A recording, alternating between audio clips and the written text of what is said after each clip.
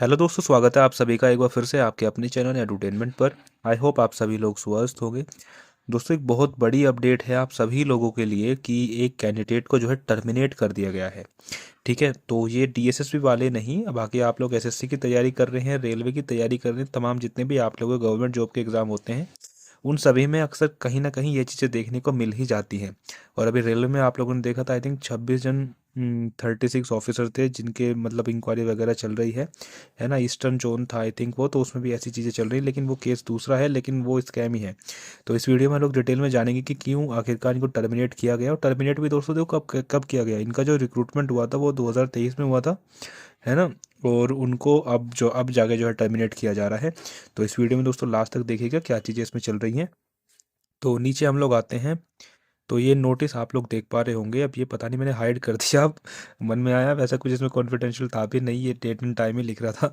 चलिए नीचे आते हैं। देखो ये आप लोग देख पा रहे होंगे, यहाँ पे पहले से लिखा है गोपनीय, लेकिन मैं फिर भी आप लोगों के लिए एज ए अवेयरनेस के लिए जो है ये चीज़ें सामने निकल के आया हूँ और सामने निकाल करके लेके आया हूँ।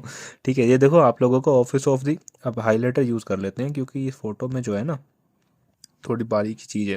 देखो office of the principal commissioner की तरफ से आप लोगों का नोटिस है। Central goods and service tax commissioner CGST जो आप लोगों का होता है ना, जिससे जीएसटी इंस्पेक्टर रिक्रूट होते हैं, ये जयपुर जोन का नोटिस है। यहाँ पर डेट आप लोग देख पा रहे होंगे 5 मार्च है।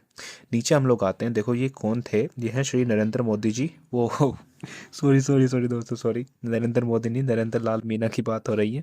इनका रोल नंबर ये है। Who has allocated Jaipur CGST for the post of inspector through CGL 2023। तो सीजीएल 2023 के रिक्रूटी थे ये। अब इसमें क्या चीज़ें पाई गई हैं, where as the assessee on the inquiry has observe that another candidate had acted as impersonator to Shri Narendra Modi. अरे यार, सॉरी भाई साहब, सॉरी, ये पता नहीं नरेंद्र मोदी ही निकल रहा है मुंह से, Narendra Lal Meena at all stages of examination. यानी कि हुआ ये है कि इनकी जगह को इम्पर्सोनेट किया है किसी ने, है ना। इनकी जगह पर किसी और ने पेपर दिया है और हर स्टेज पे दिया है।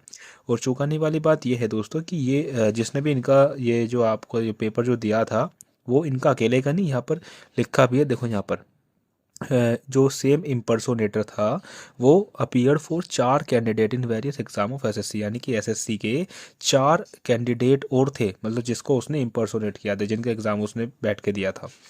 और आप लोग देखोगे तो सारी चीज़ें अलग पाई गई हैं। देखो सिग्नेचर भी आप लोगों के स्लाइटली डिफरेंट है, फोटोग्राफ भी आप लोगों का मिसमैच हुआ है एप्लीकेशन स्टेज से। तो जो चीज़ें आप लोग एप्लीकेशन स्टेज पे डालते हैं वो चीज़ें जो है सिलेक्शन के बाद तक काम करती हैं। आप लोग जानते होंगे प्रोबेशन पीरियड होता है एक, है ना, एक प्रोबेशन पीरियड होता है। जब ये पास हो जाता है ना, फिर थोड़ा सा मतलब चीज़ें हेक्टिक हो जाती हैं किसी भी गवर्नमेंट सर्वेंट को निकालने के लिए। निकल तो जब भी जाते हैं, लेकिन थोड़ा सा वो चीज़ें फिर ज़्यादा डीप में चली जाती हैं, इसलिए प्रोबेशन पीरियड रखा जाता है। ठीक है, तो यहाँ पर देखो क्या किया है इनको, जो है यहाँ पर देखिए, therefore in pursuance of provision to sub rule इतना इतना इतना ऑफ सेंट्रल सिविल सर्विसेज। कोई चेतन कुमार जैन है जो कि प्रिंसिपल कमिश्नर है सीजीएसटी के। उन्होंने क्या कहा है, देखो अब जितनी सैलरी इन्होंने ली ना वो भी इनको वापस करनी होगी। Inspector and direct he shall entitle to claim a sum equivalent to the amount of his pay plus allowances for the period of notice at the same rate which he was drawing them immediately before the termination of his service, as the case may be for the period by which such notice falls short of 1 month। ठीक है, तो जो भी इन्होंने अब तक salary वगैरह plus allowances वगैरह जो भी सारी ली गई हैं वो सारी चीज़ें इनको रिटर्न करनी होगी। ठीक है, तो ये चीज़ें दोस्तों मतलब एग्ज़ाम में देखने को मिल ही जाती हैं, कहीं ना कहीं ये चीज़ें सामने निकल के आती हैं। अब एसएससी में ये चीज़ें ज़्यादा होने लगी हैं। ठीक है, और इसी वजह से जो है एसएससी ने अब लाइव जो है फुटेज का आपका जो है एक नया ऑप्शन वगैरह डाला है एप्लीकेशन फॉर्म में। तो ऐसे डीएसएसपी में भी आप लोगों का टीसीएस कंडक्ट कराता है ना।